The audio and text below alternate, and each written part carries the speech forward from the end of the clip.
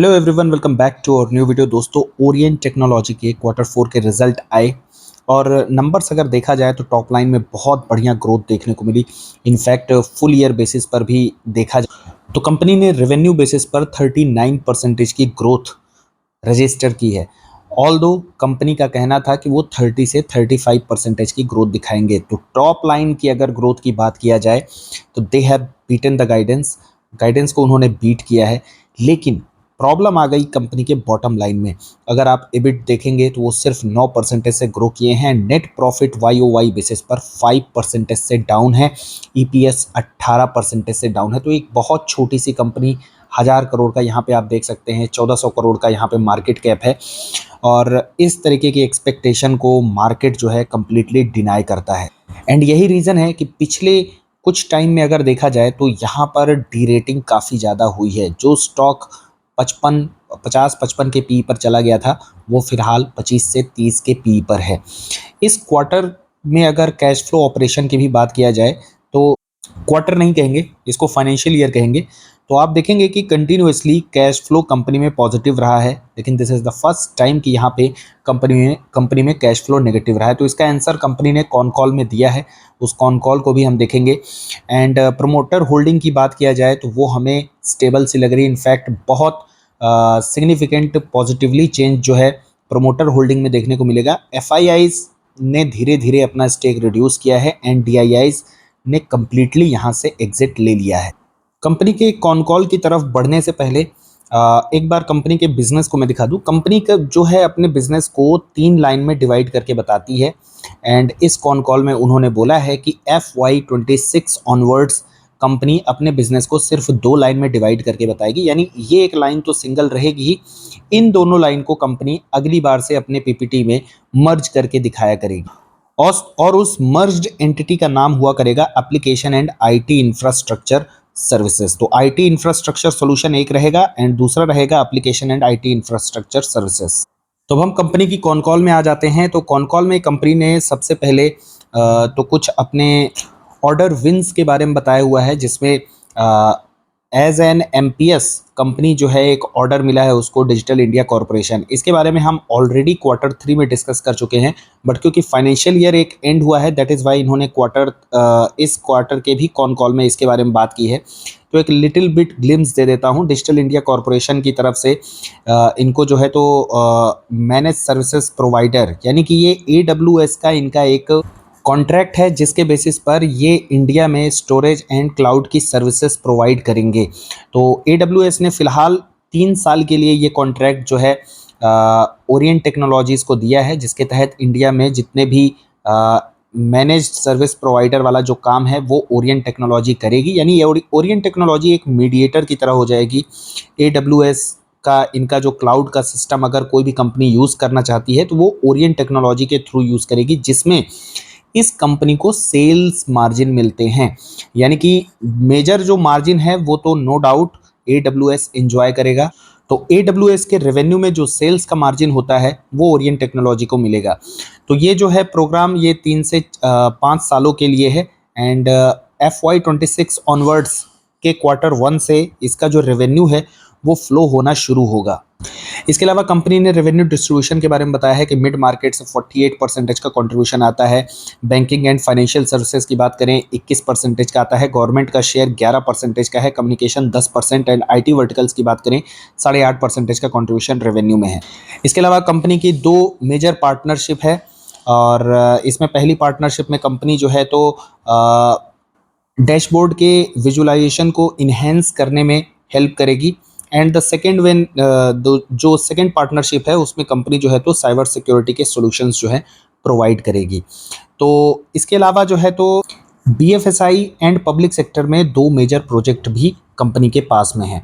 Now the important question is margin, क्योंकि अगर हम कंपनी के मार्जिन देखेंगे तो वो 10% के हुआ करते थे एंड वहाँ से वो गिरना शुरू हुए 8, 9 और फिलहाल अभी जो है 7% के मार्जिन पर कंपनी कार्य कर रही है। क्वार्टर 4 में भी इस बार इनका मार्जिन जो है सबसे लो रहा है एंड इस पर मैनेजमेंट का जो कहना था वो ये था कि 2 रीज़न की वजह से कंपनी के इस बार मार्जिन इम्पैक्ट हुए हैं। सबसे पहला तो दो नई यहाँ पे इनिशिएटिव्स जो है कंपनी ले रही है। सबसे पहला तो है सिक्योरिटी ऑपरेशन सेंटर, एसओसी। तो इसके लिए कंपनी ने कुछ कैपेक्स किया हुआ है, आईपीओ का कुछ पैसा भी यहाँ पे डिप्लॉय किया गया है और ये लगभग 9.3 सीआर रुपीज़ यहाँ पे इन्वेस्टमेंट किया गया है। इसके लिए कंपनी क्या है कि ओईएम अलाइनमेंट वगैरह, बिल्डिंग इंफ्रास्ट्रक्चर जो है तो बनाती है। उसके अलावा उसने जो है तो रीइन्वेस्ट किया है इन टैलेंट एंड सर्विस डिलीवरी, यानी कि एक तरीके से इस बिज़नेस को रेडी टू यूज़ करने के लिए काफ़ी कुछ खर्चा कंपनी ने किया हुआ है, जिसकी वजह से मार्जिन इम्पैक्ट है। And the same story goes with the dash device as a service. Management का ये कहना है कि ये बिज़नेस जो है काफ़ी बढ़िया हो सकता है, आने वाले टाइम में एक एन्युइटी टाइप का बिज़नेस होगा। ओरिएंट टेक्नोलॉजी में मुझे अच्छी चीज़ ये लगी कि जहाँ पे एन्युइटी की बात आती है तो मुझे वो बिज़नेस काफ़ी पसंद आने शुरू हो जाते हैं। एंड कंपनी के कुछ प्रोडक्ट्स ऐसे हैं जो कि एन्युइटी बेस पर हैं, जैसे कि इनका एक नया लॉन्च्ड ये जो सर्विस है डास, ये भी एक एन्युइटी बेस मतलब इनका प्रोडक्ट है। And deployment is happening in Q1 and Q2। इसमें जो है तो अभी भी इन्वेस्टमेंट जो है Q1 Q2 में भी होगा and revenue is expected from Q3 onwards. Same story goes with the security operation centre. यहाँ पे भी जो रेवेन्यू है वो Q3 एंड Q4 से आना शुरू हो जाएगा।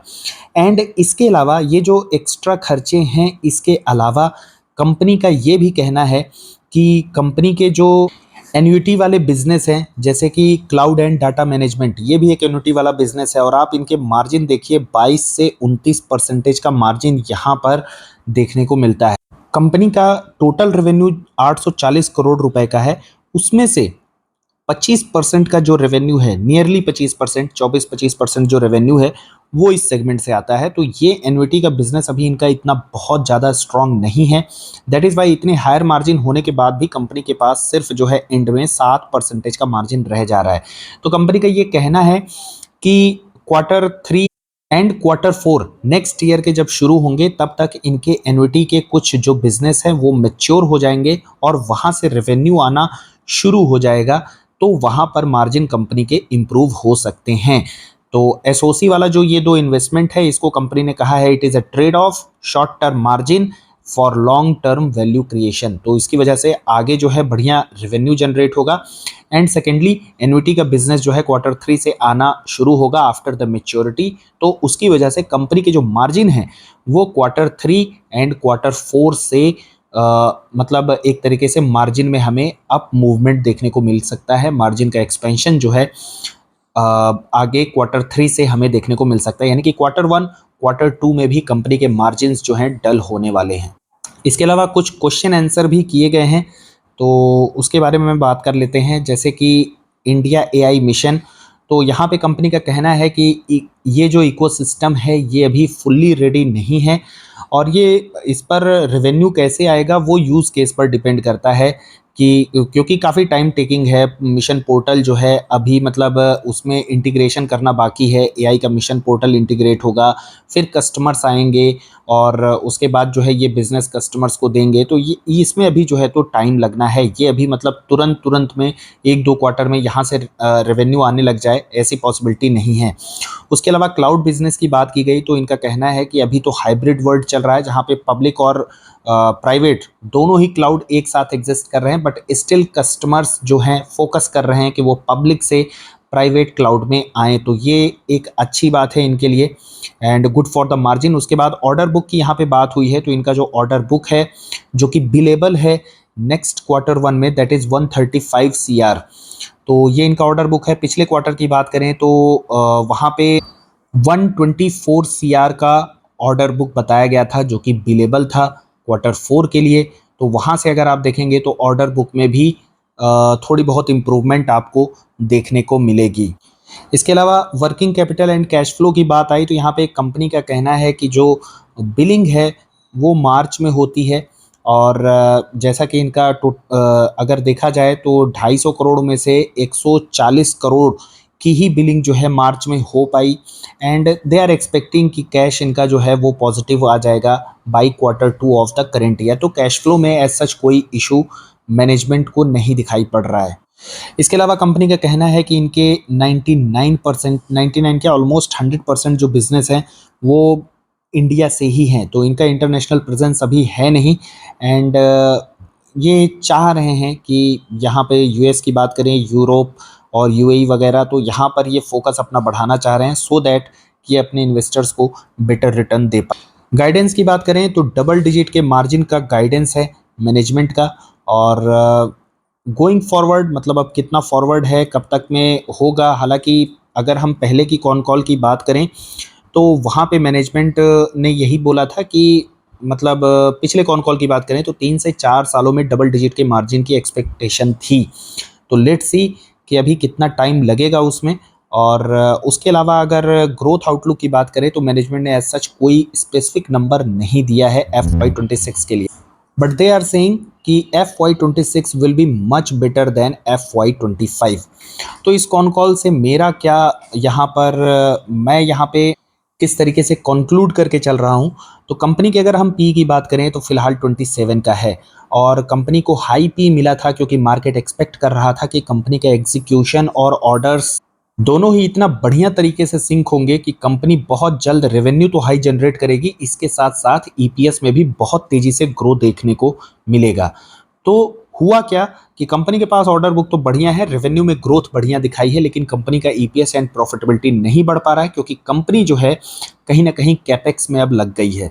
तो अगर इस कॉन कॉल के बारे में मैं कहूँ तो ये कॉन कॉल जो है एक तरीके से कॉशियसली जो है तो ऑप्टिमिस्टिक वाला कॉन कॉल है, क्योंकि यहाँ पे आपको फ्यूचर में ग्रोथ की बात तो कंपनी कह रही है, ऑर्डर बुक भी बढ़िया है, कंपनी का बिजनेस भी अच्छा है, एन्युइटी वाला बिजनेस है, तो उसकी वजह से यहाँ पे ऑप्टिमिस्टिक तो है, लेकिन कॉशियसली इसलिए क्योंकि कंपनी ने अगले 1-2 क्वार्टर के लिए बता दिया है कि मार्जिन पर प्रेशर अभी भी रह सकता है। और जो इनकी रेवेन्यू स्ट्रीम्स का जो फ्लो है, एन्युइटी वाले हो गए और उसके अलावा जो इन्होंने अभी जो है एक्सपेंशन किया है, चाहे एसओसी की बात करें, एनओसी की बात करें, डैश की बात करें, तो यहाँ से रेवेन्यू जो है Q3 में आना शुरू होगा। तो लॉन्ग टर्म के लिए तो कंपनी अच्छी है और मुझे लगता है कि पी इस कंपनी का एज इट इज़ अभी फ़िलहाल कुछ 1-2 क्वार्टर के लिए रहने वाला है। और पी में एक्सपेंशन तभी होगा जब कंपनी की प्रॉफिटेबिलिटी और मार्जिन में एक्सपेंशन होना शुरू हो जाएगा, या फिर हो सकता है क्योंकि मार्केट थोड़ा सा फॉरवर्ड लुकिंग है तो कंपनी ने जैसे Q3 में कहा है तो हो सकता है Q2 में ही वहाँ पर आपको पी में थोड़ी बहुत री रेटिंग देखने को मिल जाए। बट कंपनी एक नेसेंट स्टेज में है, एक बहुत छोटी सी कंपनी है, धीरे धीरे बड़ी होगी, इसमें डेफिनेटली टाइम लगेगा। बट आई थिंक जिस तरीके से कंपनी ग्रो कर रही है अगले 3 से 4-5 सालों में कंपनी बढ़िया ग्रो कर सकती है और एक अच्छा बिजनेस और एक अच्छा रिटर्न अपने इन्वेस्टर्स को दे सकती है for the long term. And talking about me, Orientech में मेरा इन्वेस्टमेंट ऑलरेडी है, लॉस में है नो डाउट, और जो जैसा भी है वो तो मैं दिखाई देता हूँ आप लोगों को। तो अब बाकी ये वीडियो जो है एक डिस्क्लेमर देना काफ़ी इंपॉर्टेंट हो जाता है कि this video is not any kind of by और सेल रिकमेंडेशन। तो इसे किसी भी बाई या सेल की तरह रिकमेंडेशन नहीं लेना है, आप अपना खुद का रिसर्च करें और अपने फाइनेंशियल एडवाइज़र से ज़रूर डिस्कस करें कोई भी बाई या सेल का डिसीजन लेने से पहले। तो साथियों, ये वीक आप लोगों का कैसा गया?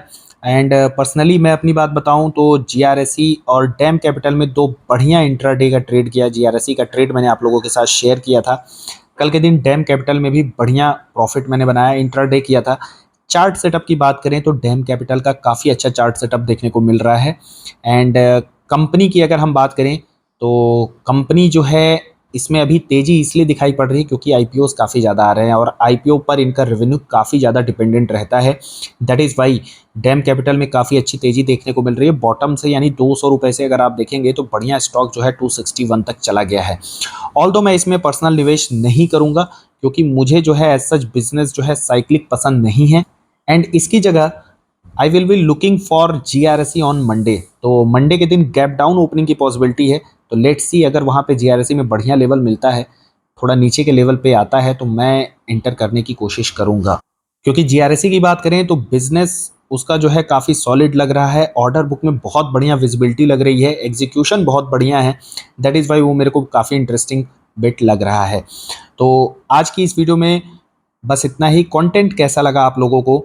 इफ़ पसंद आया है then hit the like button and do not forget to share and subscribe the channel. Thanks for watching the video.